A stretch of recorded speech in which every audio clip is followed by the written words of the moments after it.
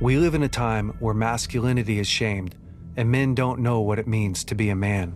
As a pastor and counselor, I've spent the better part of my life equipping and training others. My goal with this show is to translate my hard-earned experience into tools and tactics to help you become stronger as a man. This is the BraveCo podcast. I'm your host, Jason Vallotton.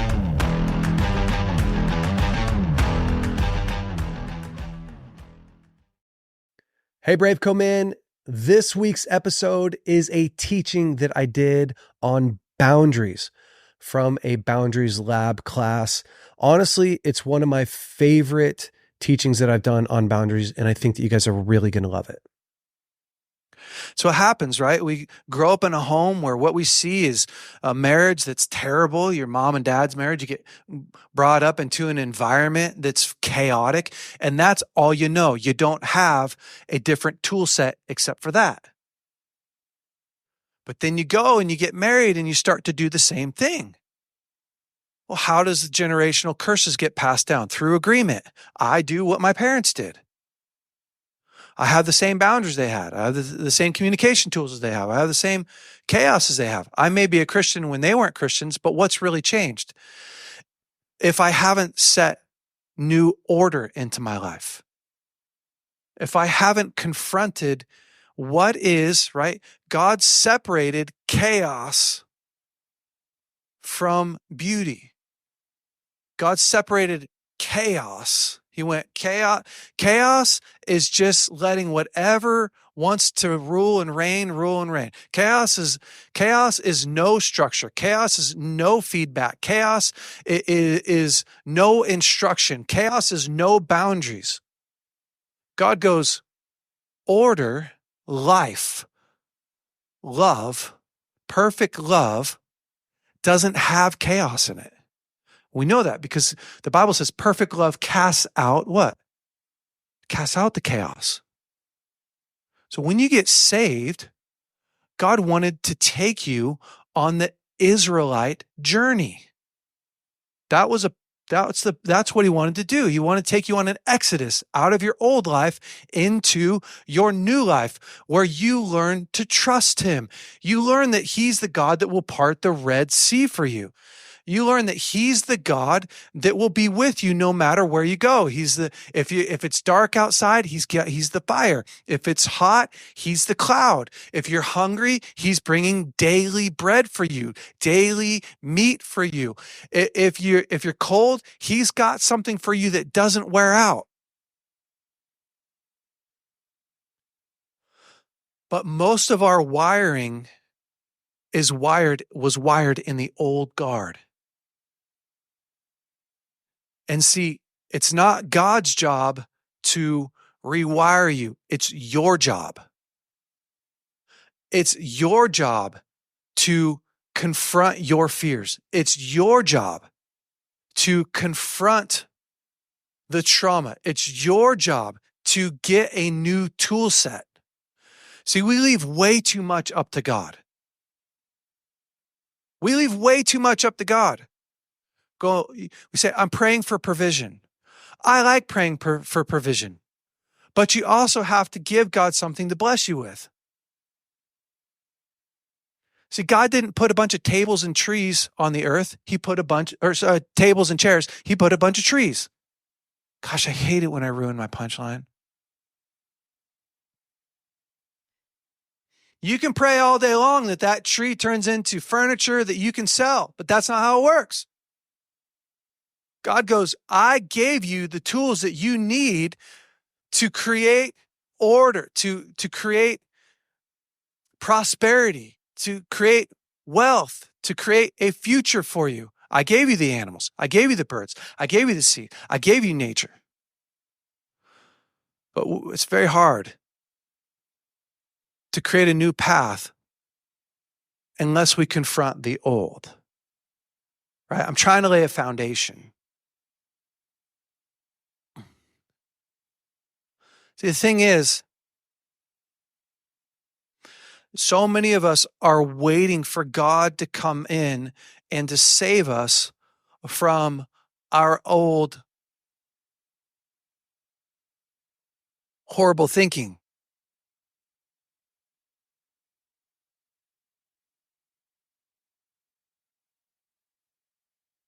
God can, he's sovereign. He could come in and do whatever he wants. Yeah, you guys believe that? He can. He didn't have to ask your permission. But he doesn't come in and do whatever he wants. He's a gentleman. Right? The Bible says, says a lot of stuff. I thought I was at another spot that I'm at. Oh, let me find it.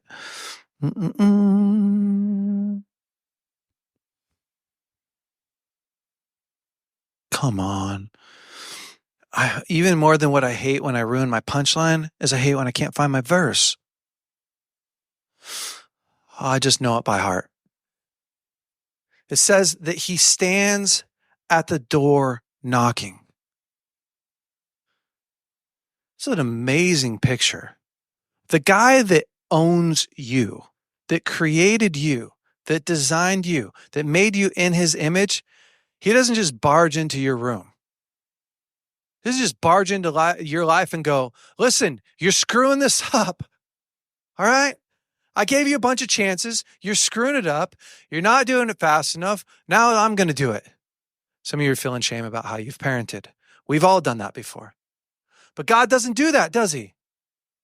He stands at the door knocking. He says, if anyone hears, and if anyone lets me in, then I'll come in. And we'll start the process of order in your life. But God's design was a design of love. See, it says that 1 John, I have this one, says that we love because he first loved us. And so we don't love God. We don't serve God because if we don't, we'll get smoked. We don't serve God because if we don't, we'll end up with a life of chaos. The whole foundation, go back to the foundation, the whole foundation for loving God is he gave more than you will ever give. He chose when he didn't have to choose. It's back to creation story, isn't it? It's back to the creation to the creation story. For God so loved the world that he gave his son.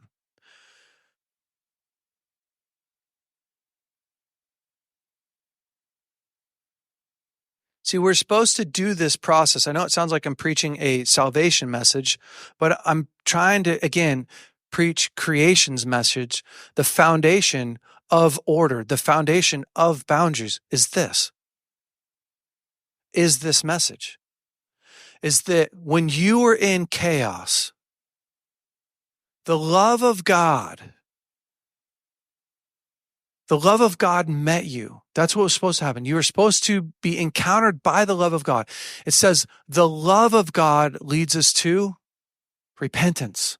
The love of God meets you, right? He doesn't come bulldoze you over. He doesn't come run you over. It's the love of God. You're experiencing this love, this overwhelming love of God. He says, you've got ashes, I'm going to give you beauty. You have mourning, I'm going to give you joy. You have broken things, I'm giving you new things. That's the relationship that when God came and proposed to you, that was his message to you. That's what he was proposing.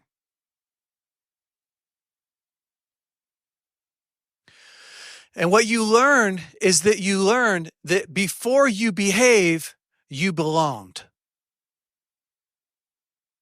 Before you have to go and do all these rules and regulations, you were supposed to get wooed into the kingdom. This is your origin story. This was supposed to be the story of you growing up in your home. Before you ever behaved, you were supposed to know that you belonged. While you were still pooping your diapers, you were accepted. While you were still messing up and not getting it right, you were unconditionally loved. And then from there, we make this beautiful transition, right? It says, John 14 says, if you love me, you will keep my commandments. We goof this up all the time. We say, keep my commandments and I will love you. Keep my commandments, then you will belong. Do what I say, and then you'll feel cared for by me. Like, what does this have to do with boundaries? This has everything to do with boundaries. This is the foundation for all relationship. This is it. Some of you just figured out what's wrong with your marriage. I know I sound like I'm joking, but it's true. If you love me, you will do all these things. It's like, no, I don't come home and do a whole bunch of things in order to get love. I've raised kids twice now. So I raised a whole set of kids, and I'm back around to raising kids again. My oldest is 24, and he's been married for 3 years. And my youngest is 1.5. It just turned 19 months. When I come home, I don't feel like playing horse. I'm 43 years old. Do you feel like playing horse when you go home? If you do, I've got a spot for you. I have a spot for you. If you feel like playing horse when you come home, I don't feel like playing horse. I don't want to play horse. But I love those kids. I love them. I love them because I chose them. They didn't choose me. I chose them. It's my deep love that drives me to go, wee! Good, huh? That was good. Dang. It's also my deep love that is teaching them limits. Teaching them limits. Teaching them boundaries. Why am I teaching them limits and boundaries? Not because I want them to behave.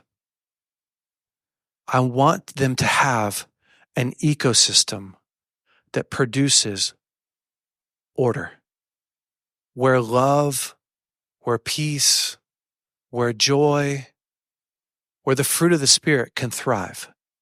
That's what I'm trying to gift my kids. I'm trying to give them the gift of obeying commands. I'm trying to give them the gift of structure. So many of us are afraid of structure because structure looked like legalism. And again, your life is in pain because you don't have structure. God has structure. He went day by day by day by day by day. And then he gave commandment by commandment by commandment. And then he gave orders. This is what you're going to do. This is your rule. You're not both male and both female. One of you's male and one of you's female. And you're not all going to do this thing. Not every animal is going to have the same function. You're all going to have different function. And he gave rules and parameters and boundaries to all of it. That's what I'm trying to gift my kids. I'm trying to give them a foundation so that they can arrange their life in such a way that the love is casting out the fear. That they're powerful to have their own creation story. They're powerful to set limits and parameters and boundaries and have needs. Like I said in the beginning, without needs and without boundaries, there is no way to actually feel loved. There's no way. I'll end with this. I'll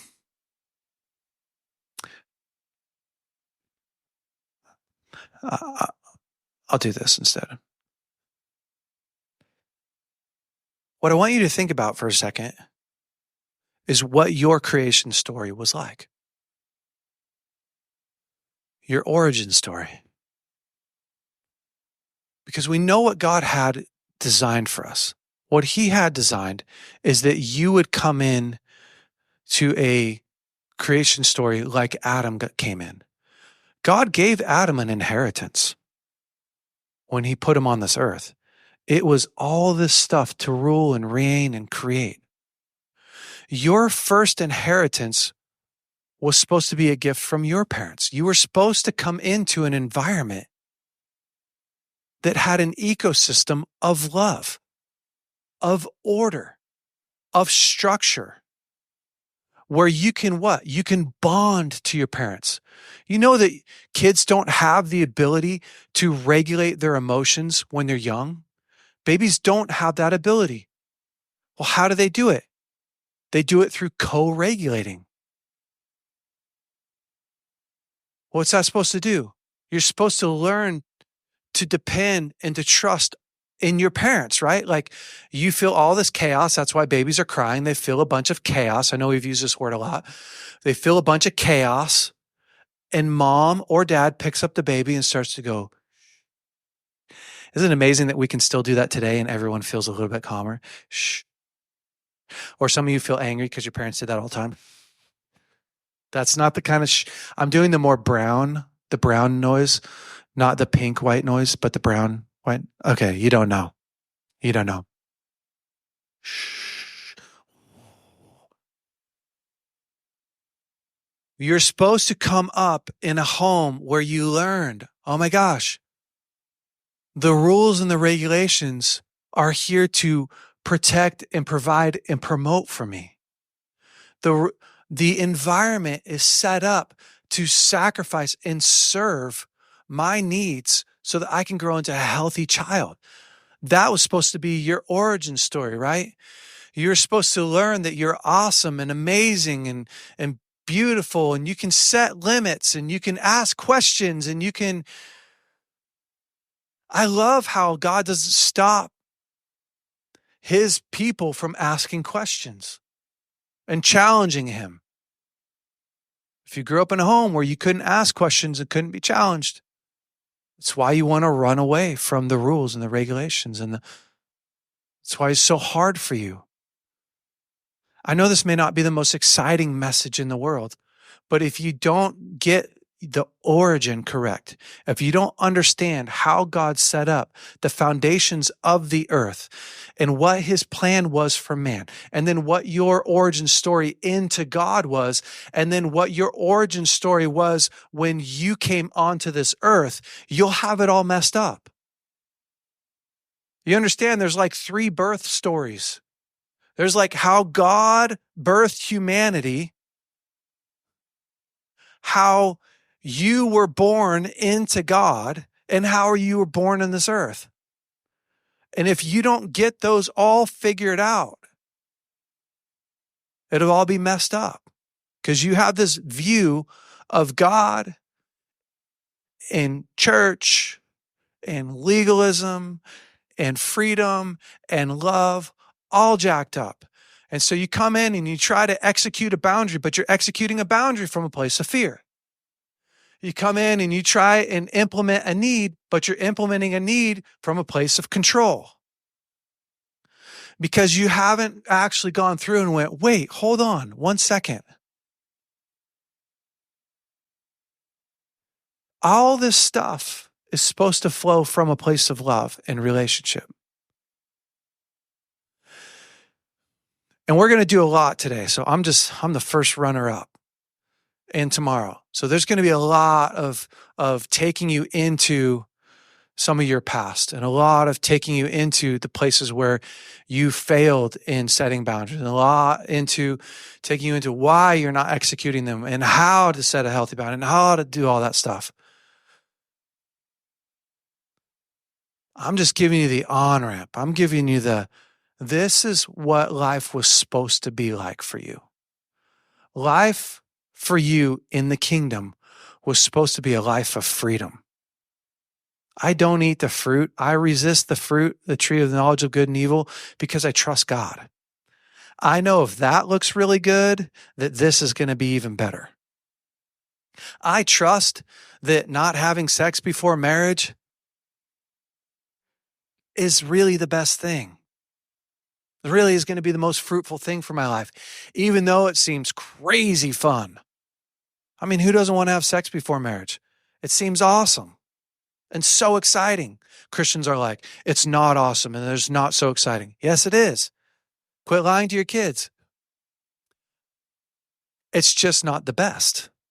It creates a bunch of chaos, doesn't it? I trust that delaying gratification is the best thing for me. It's one of the fruits of the Spirit, isn't it? Long suffering. Holy smokes.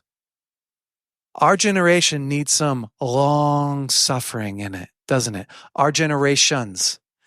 We need some long suffering. I trust that if I keep on this path and I keep enduring, that you are going to take care of me, God. That's the story. The story is not my will be done, but your will. I don't do my will because your will is so much better. Doing what you want to do is so much better than doing what I want to do. We have a hard time setting limits and setting boundaries with ourselves because we don't trust the creator of it all and the creator of our story. That's not coming from God. That's coming from your origin story, from your story, from how you grew up. Okay. I'm going to take some time and do some Q&A. Marissa, are you able to run this mic? Somebody else is going to run the mic. What time am I supposed to be done, Marissa? 11:30. Okay. Perfect. I just wanted to make sure the clock was right. Okay. Yeah. So I should say this. If you have a question, which I love answering questions, make sure that you just keep your question kind of short so that we can get to as many people as we want. I love your whole story, but just not right now.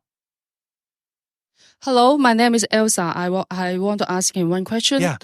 Because some people, like today is a meeting, but they always every time late for 1 hour. Maybe the class every day they will late for 1 hour, or your housemate, they will mess everything, and the way born chaos. So I want to ask you the question: how can I deal with these people? 1, stay away from them. 2, stay there suffering. Or 3, you give me an answer. Thank you. This is a real experience right now for me. I really need your answer. Yeah. Thank you. It's awesome. I love that. So we're going to get even more practical. So I'll answer all the questions that are asked, but Deborah and Chuck and Dan and Danny and even Havla are going to get into some really practical stuff too. So just know that.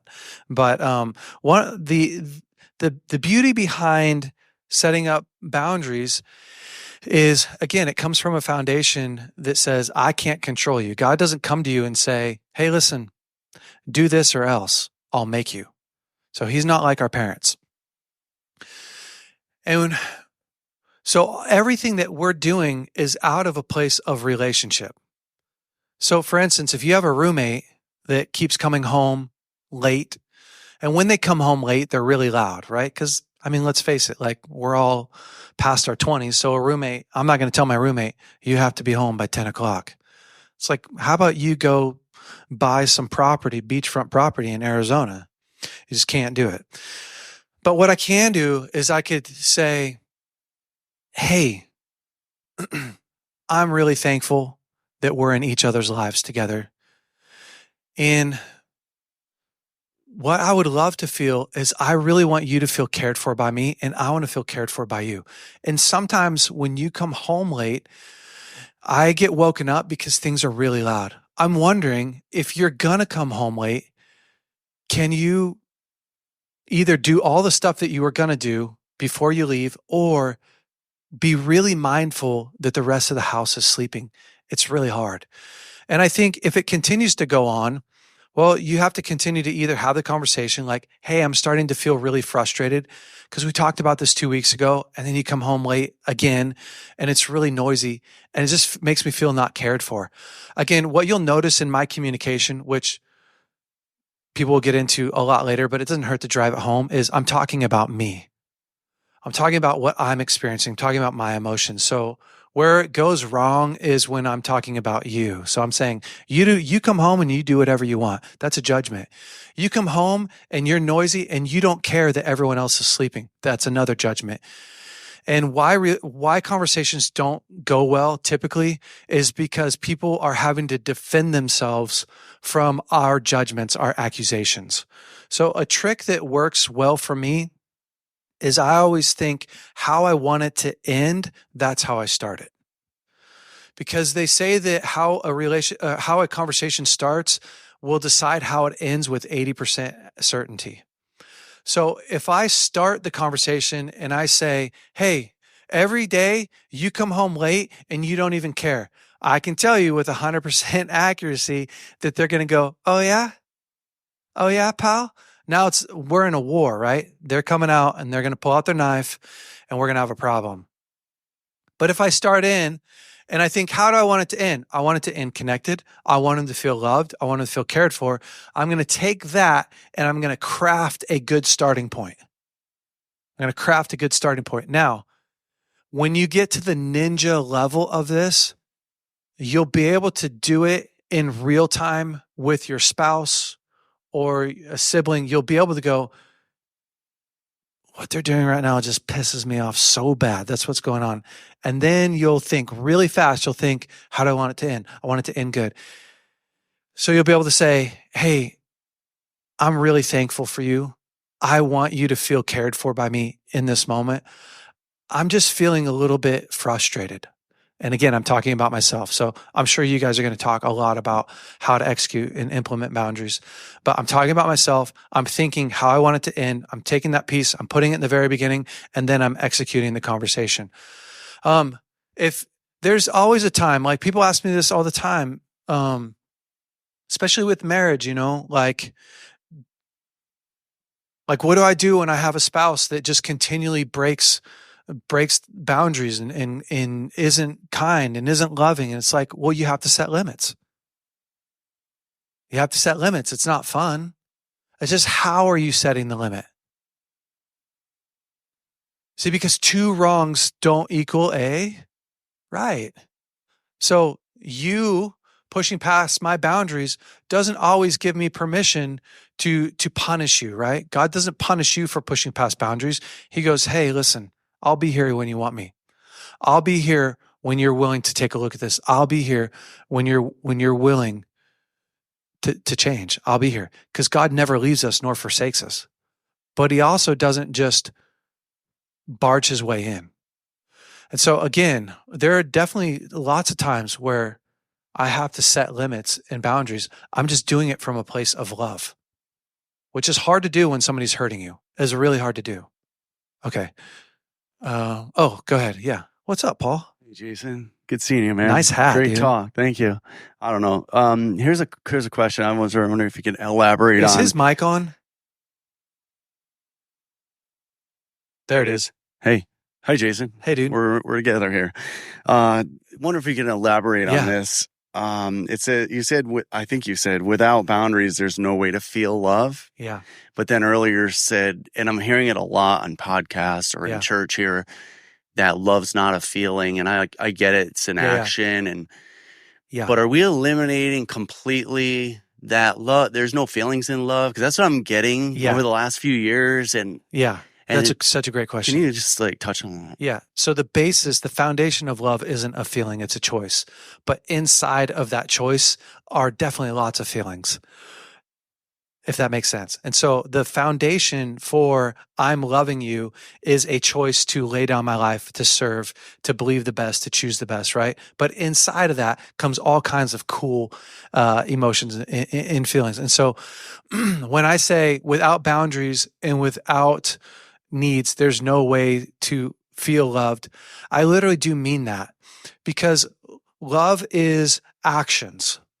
And when I do these actions, you feel the result of that action. Does that make sense? You've experienced love, and in experiencing my love, there's an emotion with the experience. Does that make sense? And so it's like, if I don't,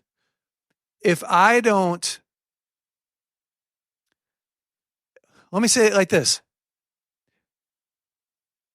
In you valuing your wife's needs, Haney's needs, and her boundaries, and you valuing those, you are sending I love you. I'm sacrificing for you. It's not my will.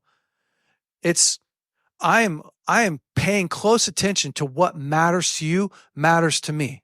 So how we negotiate sex, that says, I care for you, I love you. And in return, it makes her feel safe and loved and cared for. And she feels the effect of that. How we negotiate kids. You're not just negotiating your kids how you want to. You're negotiating kids how we want to. It's inside of those needs. It's inside of the boundaries. It's inside of the conflict that I get this overall feeling of being cared for. So that feeling of nurture, that feeling of cared for is it's originating from I am loved, if that makes sense. And a lot of married couples really struggle because I don't actually know how to set a limit or share my needs with you. That's a very hard relationship to, like, if you won't fight with me and you won't share with me what you need, well, how the heck do we be friends? Because I need a little bit of disagreement. I say, like, hey, I was thinking about spending all of our money. Okay. It's like, I want my wife to go, don't spend all of our money. Oh, you don't want me to? No. What I want to do is I want to set up a future for us. And I go, oh, what kind of future? A future where we're financially successful. Great. Are you willing to sacrifice for that? Yes, I am. I am too. Well, now we have a goal. Now we have purpose. We have some purpose at least, right? Like, we're going somewhere. Our relationship has traction. Why? Because she has needs and she has boundaries and I have needs and boundaries. You're starting to understand, like, relationships that don't have needs and boundaries, they don't go anywhere. They just constantly end up in, I'm trying to figure out how to read your mind. I'm trying to guess what you really want. I'm trying to guess what you really need. And it's so impossible.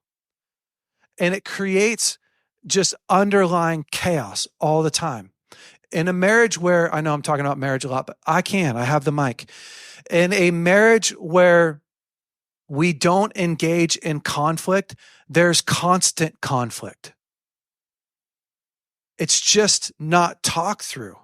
So you never get to a place of real peace and harmony.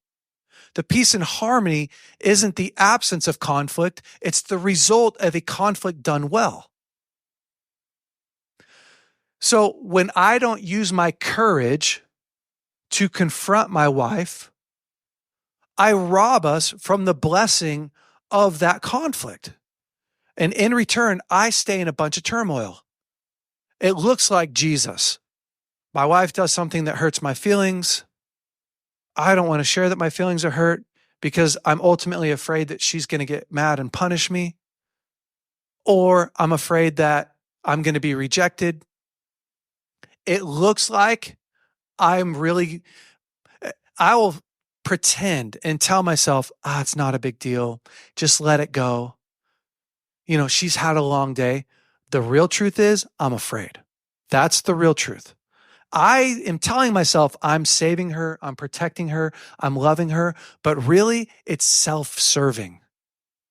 It's a very selfish move. I'm self-serving. What happens tomorrow is I get really bitter because she does the same thing again. She does the same thing again because I don't give her any feedback, not because she's evil. Now I start to feel like I'm being taken advantage of. You know what it's like to live with you? She's like, I don't actually know what it's like to live with me. Oh, you always. Well, it's like, well, I don't get any feedback. Feedback is the mother of learning. So, yeah, we got to do that. Back there, back in the back. Great questions, guys. Thank you. I'm doing my best up here. I've heard it said that bodies have memories, and that boundaries are often your body memory of an event or something that happened to you when you were very young. And I guess my question is, does salvation and new creation, becoming a new creation, becoming focused on future present as opposed to past present, is there a wiping out of trauma and memories? Or does trauma remain in the body, and does it continue to influence you? You're going to get a lot of my opinion. So let me just start by saying I'm not a psychologist. I'm not a scientist. So I'm just a guy from Weaverville. It's true. Who's read a decent amount. So I'm not an expert on trauma at all. What I do know is that trauma does get stored up in our bodies, and it can manifest in a bunch of different ways, from an anxiety response, a warning. Like, that's what anxiety is an alert that's going off inside of you. It's not actually, the anxiety isn't the problem. It's your body's experience going, hey, hold on, you're in a bunch of danger. Do you know you're in a bunch of danger? You may not be in a bunch of danger. You may be standing in the middle of Trader Joe's looking at goat milk, and your body's going, you're in a bunch of danger right now. It's like, why do I feel like I'm in a bunch of danger? Oh, because I've had all these experiences in the past that are warning me. So that definitely happens, and it happens to me. I deal with that. And so does salvation, the salvation going from my old life into my new life, automatically wipe that out? In my experience, it doesn't automatically wipe that out. Can it? God's sovereign. He can 100% do whatever he wants. And I see it happen, right? Like, I see people get saved and they were a drug addict, completely addicted to drugs, and bam, they get saved and they're free. How many of you have heard that testimony before? And you know it's true because, like, you know the guy. But then because you know the guy, you know that God didn't change his whole entire life. He's also got things that he's got to work through. Like, why didn't his cigarette addiction go away? He got off of heroin, but not off of cigarettes. God's not afraid of the process. He's not. And so again, it's James chapter 1. Consider it pure joy or hilarious laughter when you fall into unexpected trials, for the testing of your faith produces perseverance. When perseverance runs its course, you will lack nothing. It's Philippians 4. It's rejoice in the Lord always. Again, I say rejoice. Let your kindness and gentleness be evident to all the Lord's near. If you need anything, feel free to ask. And the peace of God, which surpasses all understanding, will guard your heart and your mind. Like, he's giving you these tools, these promises for how to deal with our fears, our past stuff. It's why, 300 and maybe 65 times in the Bible, depending upon the translation, God's saying, fear not. He wouldn't have to say fear not if all the fear left the day that you got saved. And so, I do think that that's the power of sozo a lot. The power of sozo's a very effective tool to help us go back into our past and introduce Jesus and the Godhead into those past experiences, to rewrite those experiences so that I'm now experiencing my present and future according to my present and future, and not my past. Sozo is a great tool for that.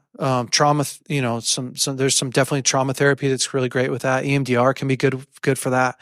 And at the Transformation Center, we do all that kind of stuff.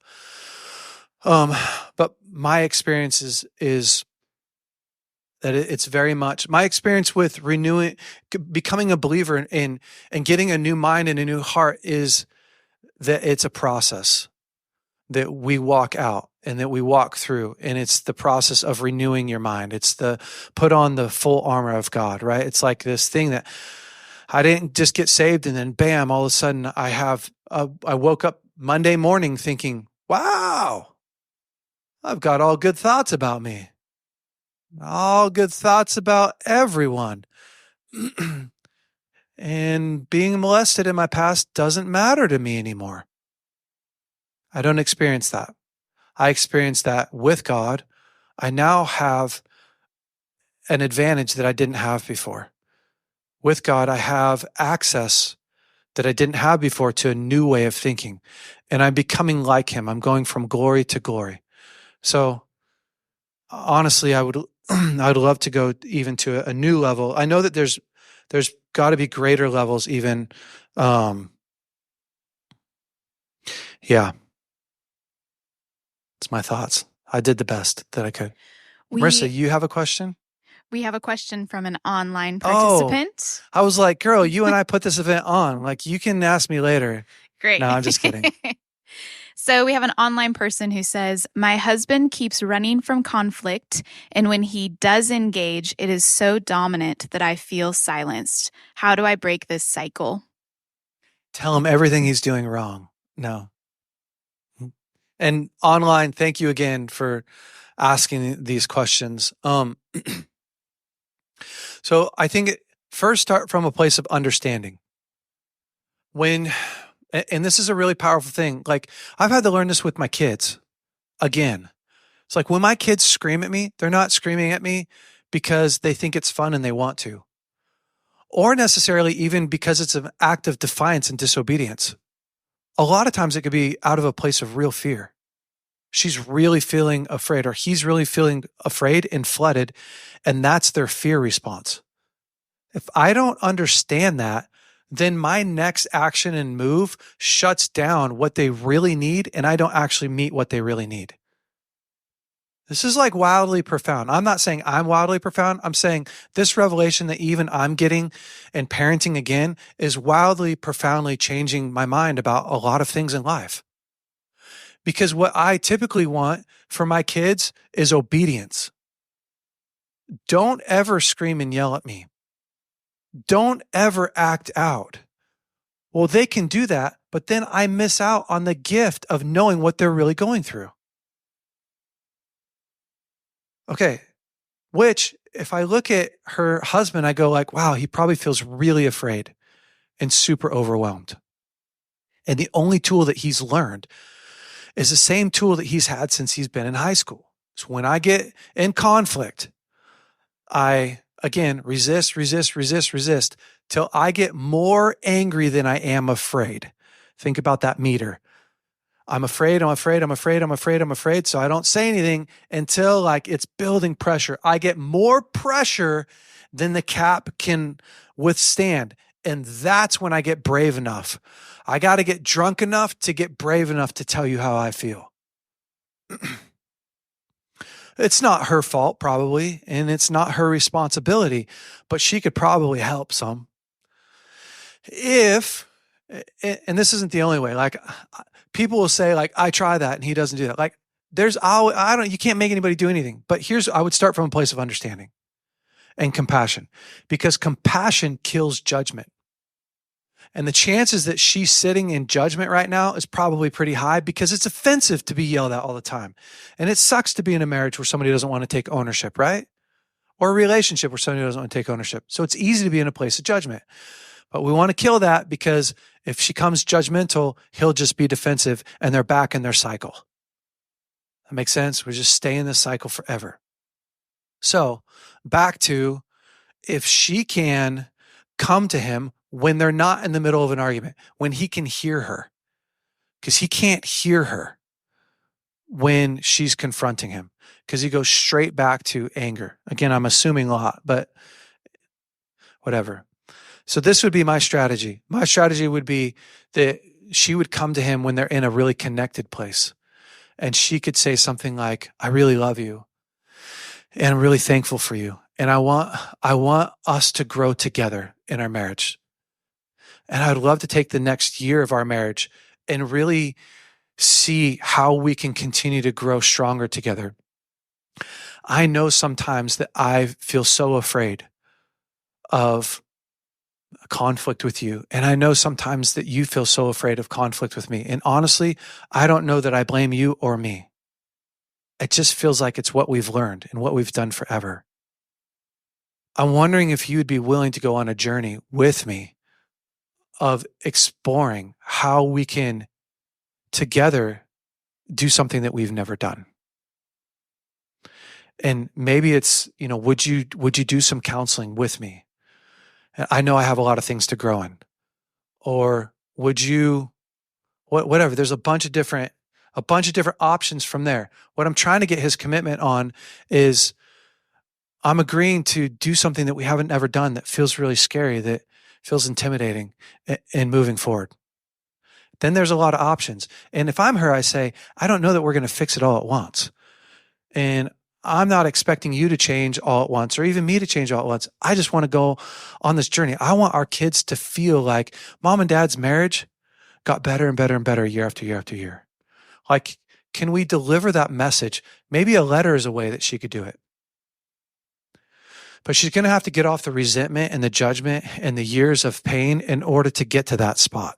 And we often feel very justified in not doing that because he's the main cause of my problems.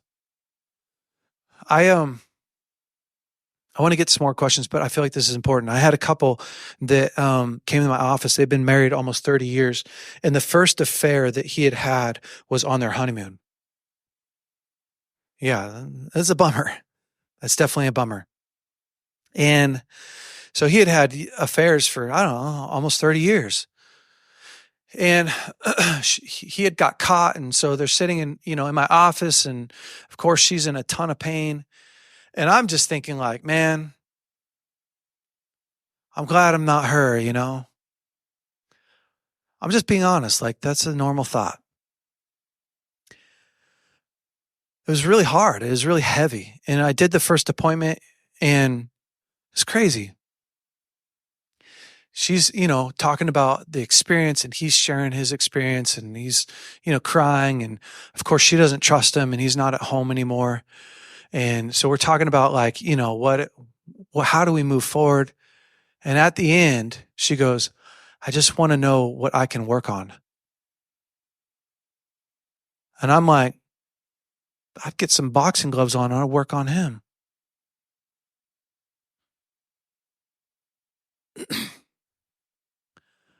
Their marriage was completely restored. They have an incredible marriage today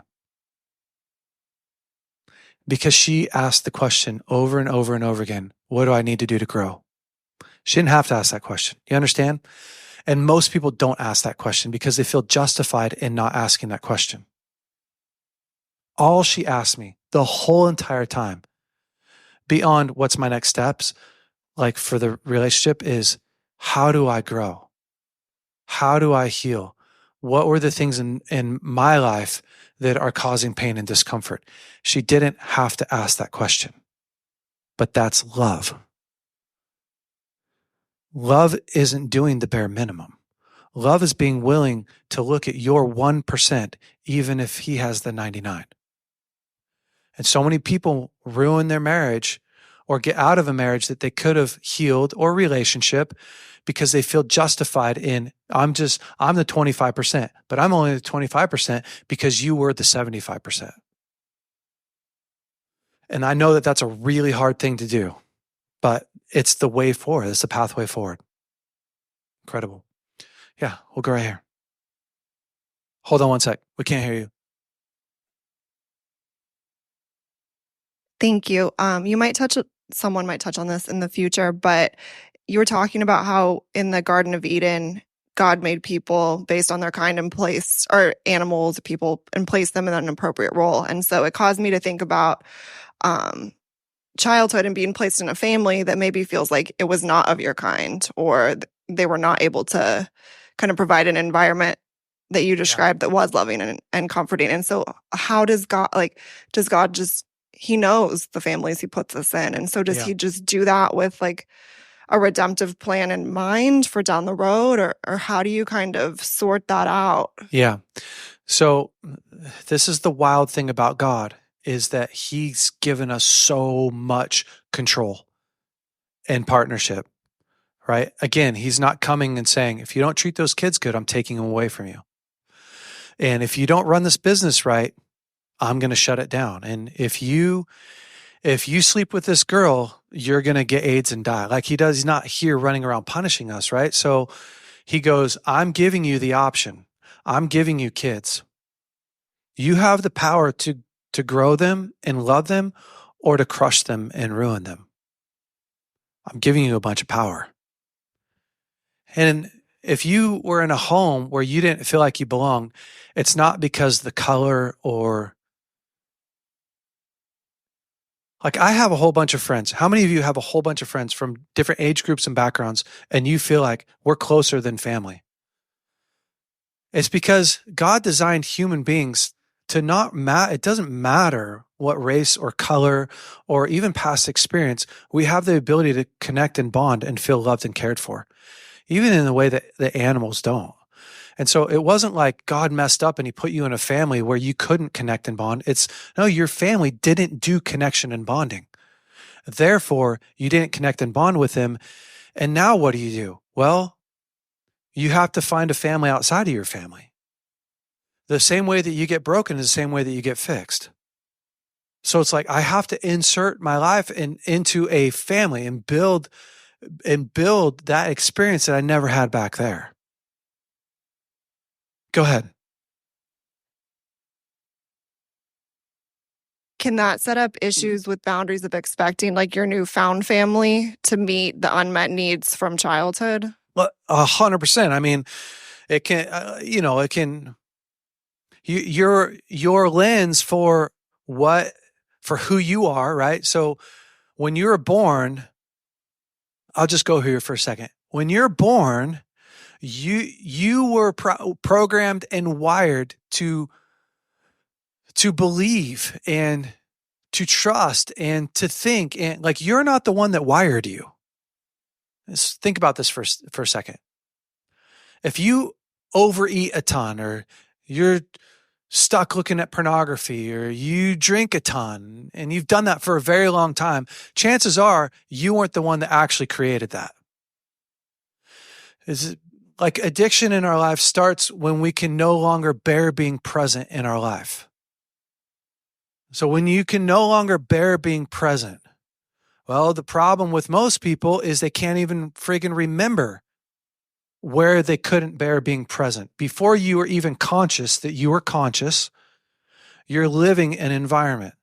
You're living, right? Like most of us don't remember 2, 3, and 4, and 5 years old. We have tiny memories in there, but you don't actually really remember it like you remember what 30 was like. So it's very hard to pinpoint, when did I start checking out? Well, you started checking out when your needs went unmet, because unmet needs lead to pain. So a lot of us started to learn who we are, right?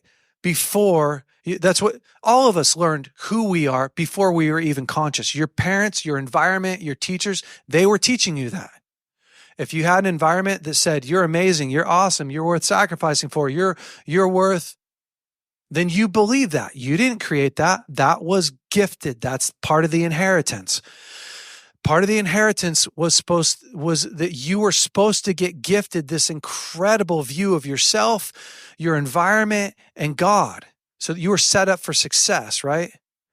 But if you got the opposite, then that's all you have. So now you have to go and fix that. You got to challenge that. So relationships feel scary and hard. And well, part of it's because you don't have any tools. And the other part is because all you know was scary and hard. And authority seems even scarier and even harder, because authority is this massive place of pain and discomfort. Although you can't quite remember all of it, that's what it was like. So you have to go and heal those places. So, I mean, ultimately, yeah, that's when you come into a new family, that's part of, it's the Egypt story, is I'm getting all these new experiences, but I'm having a really hard time trusting that he's really going to take care of me. I'm having a really hard time trusting that I really am lovable, that I really don't have to perform. I'm having a really hard time trusting that I do have what it takes to go conquer these giants. I just want to hide. We would rather be slaves. Actually, the Israelites said that at one point. We would be better off being back, making bricks. And it's like, think about it. They've got free food, clothes that aren't wearing out. They're in total comfort, fire by night, cloud by day, and yet they're tormented. It's crazy. This is a crazy story. We don't think about this a lot. They're traumatized. A whole nation traumatized. And what do they want? They want normalcy. They want bondage because bondage is what feels normal. It's why we stay in abusive relationships. Okay. I saw your hand first in the blue.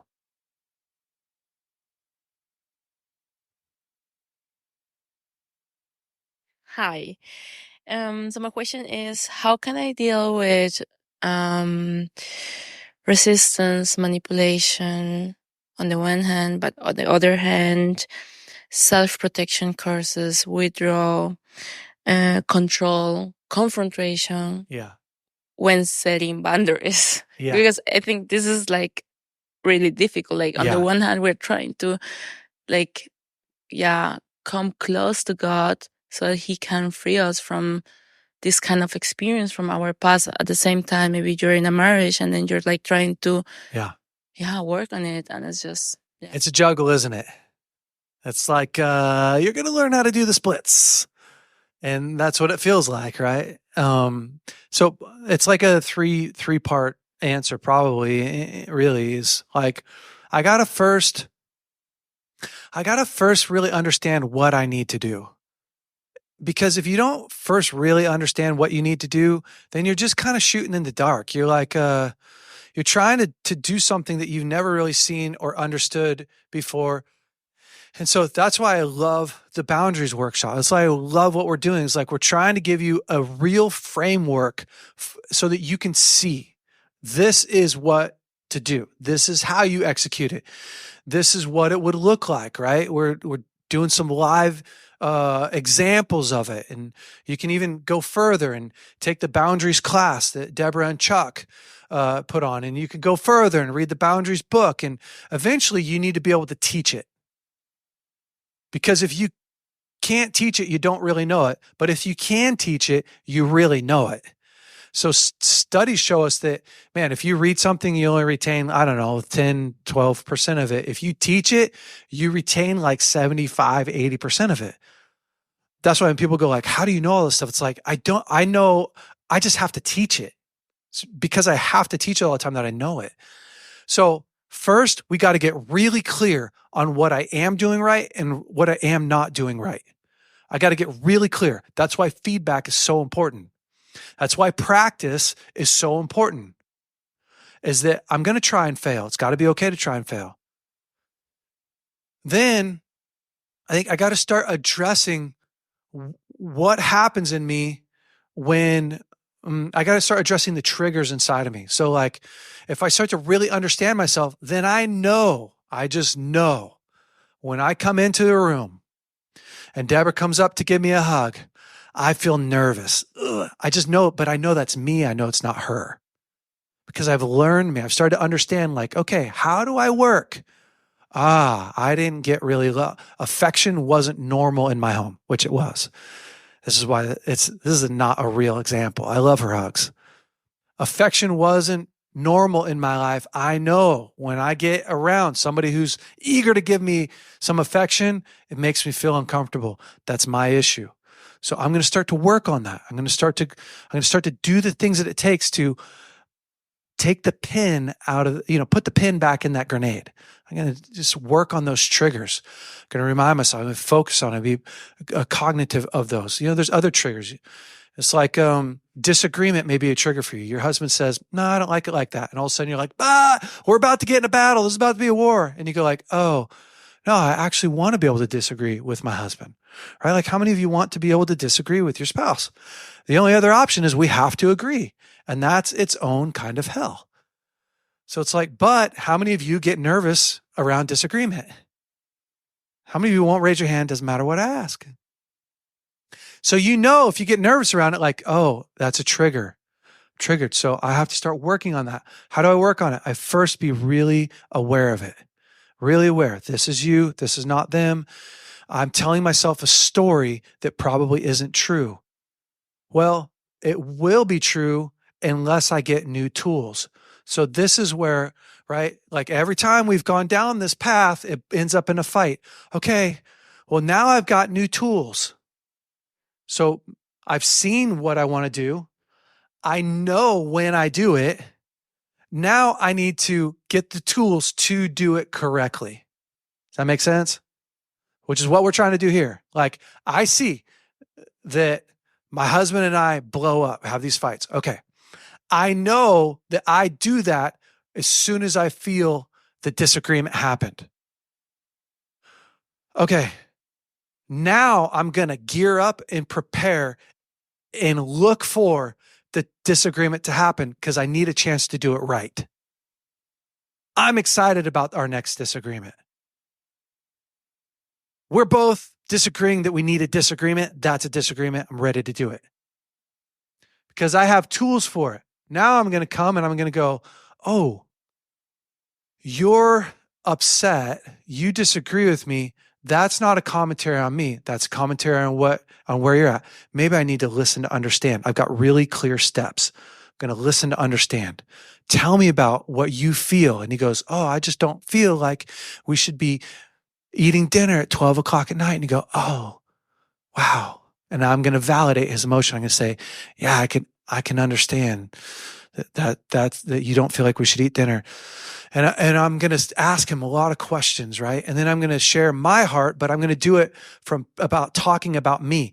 And what helps people is to actually write, like if you know your cycle and you know what you do every time, is to write down the steps that you're actually going to do in the conversation. So we're doing it from a piece of paper.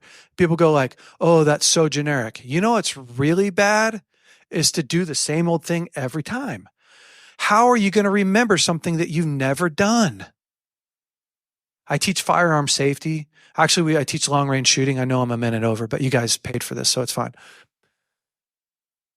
When we teach how to shoot out to 1,000 yards or 1,400 yards, I don't set a guy behind the rifle and say, hit that spot.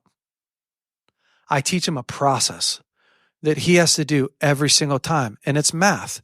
If you adjust your parallax, if you adjust the elevation, if you get behind the rifle correctly, if you squeeze the trigger perfectly, you are going to hit the mark every single time. Anyone in here could do it. I'm teaching them to learn a process. And a lot of our life is so much more process than it is organic, like we think about it. So that's what we're all trying to learn. I'm trying to learn a process for when I'm standing in the middle of chaos, whether that's me and my wife, me and my kids, that I've learned the right process that leads me. I can be in the valley of the shadow of death and have no fear because I understand the process. Does that make sense? That's how guys go into battle and function well. They've done the process so many times that I'm in the middle of the valley of the shadow of death. I don't have any fear because he's with me and I know what I'm doing. I'm not lost, right? In the middle of this, I know where I'm going. Father, I thank you, Lord, that you created us to live in a life of order. That you took chaos, you took formless and void, you took deep darkness, and you created and organized and structured beauty, order, peace, comfort, production, strategy, purpose. All of that was in our design. And Lord, you designed each one of us to live inside of that on this planet, Lord. God, so many of us didn't live in that because of our own origin story. How we came into you and how we came into this planet, Lord. It was just chaotic. It was formless. It was void. It was deep darkness. It was the same. It was if you had never structured it. And Lord, I ask, God, that as we go through the next 2 days, God, that you'd begin to bring into perfect alignment, perfect order, perfect structure.